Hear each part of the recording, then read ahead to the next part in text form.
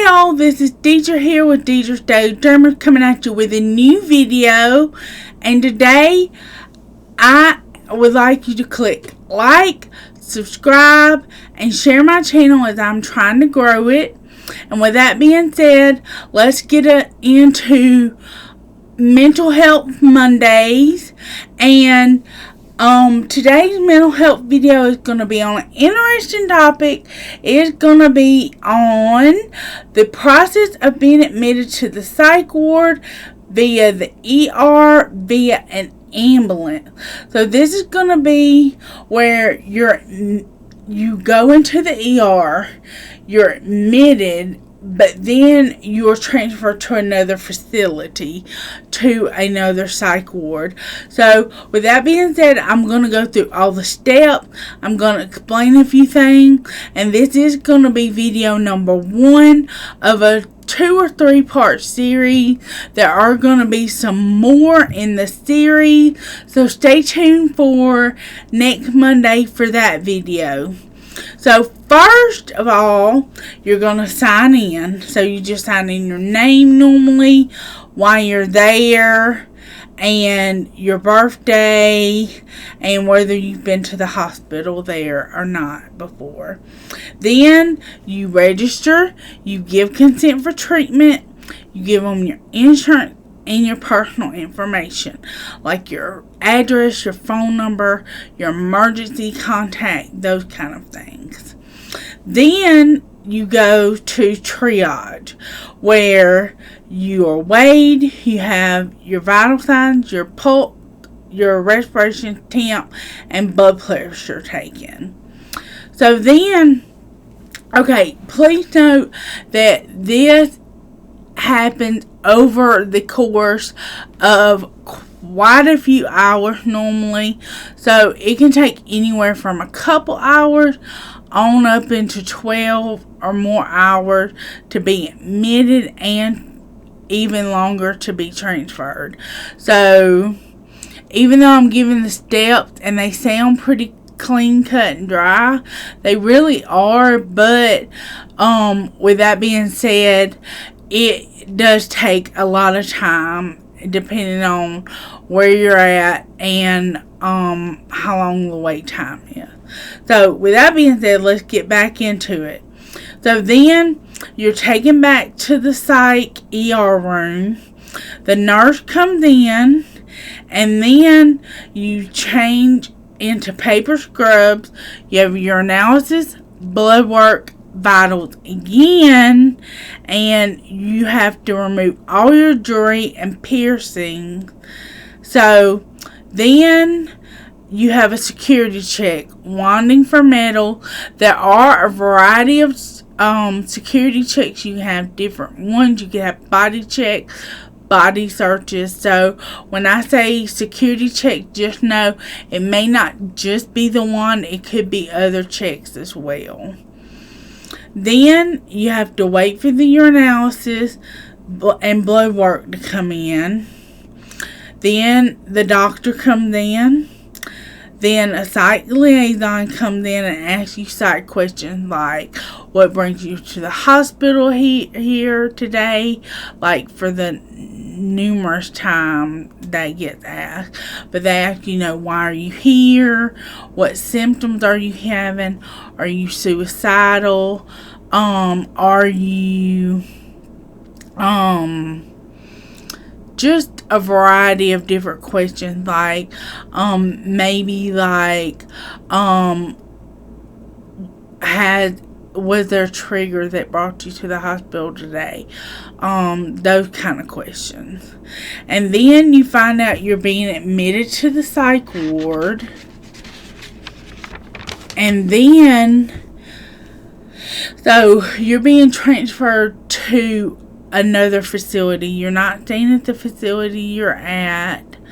And normally you have to wait a while for the ambulance. Then you're transferred outside your current facility via the ambulance. You have the ambulance ride, depending on how far you're going, depends on how long of a time it's going to be. Then you have the arrival at the new facility. You arrive on the psych ward. You are getting acclimated.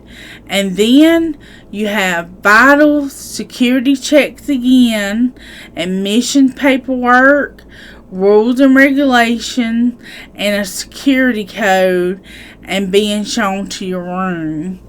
So, security code is a patient identifying code, normally on your hospital bracelet and or paperwork, to identify you on the psych ward via telephone or in-person visitors for your confidentiality and safety. Normally, it is for confidentiality reasons only. If you don't want,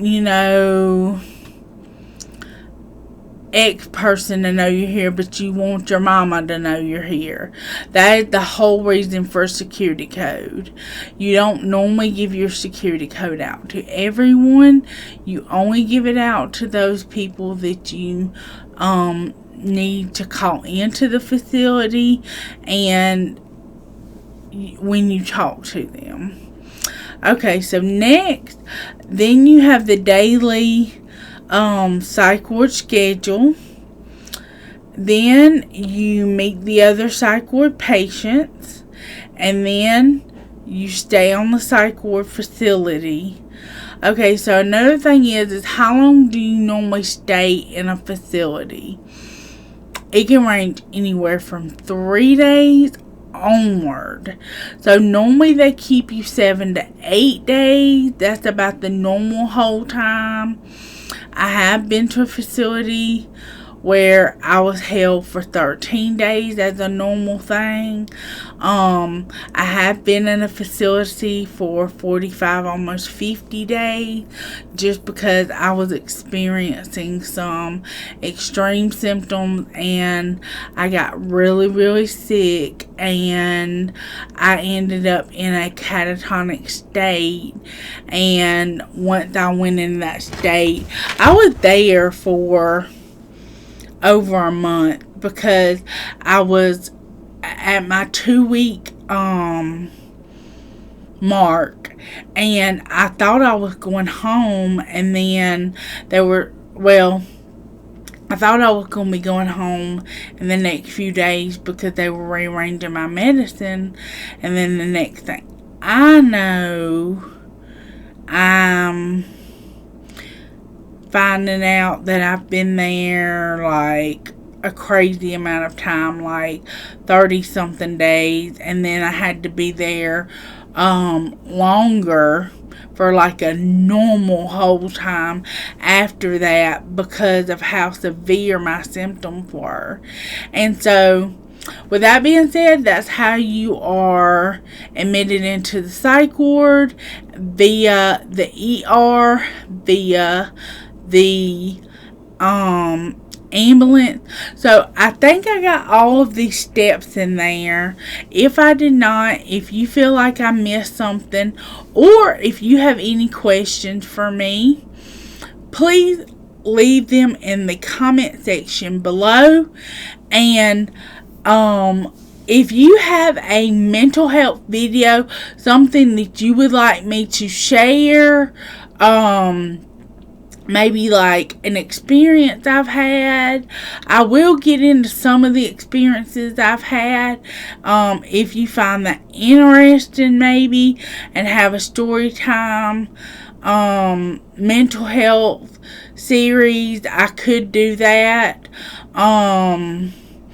I'm not above telling my story, and I'm not ashamed of telling my story. So if that's something you would be interested in, just drop me a line in the comment section below and say, I would like you to share your experiences in story time, or share stories or whatever. And so, with that being said, I hope you enjoyed this video. Remember to click like, subscribe, and share this video with family and friends. And with that being said, remember, you can do it, and dream big. Deidre's Daily Dreamers, dream big. Bye-bye.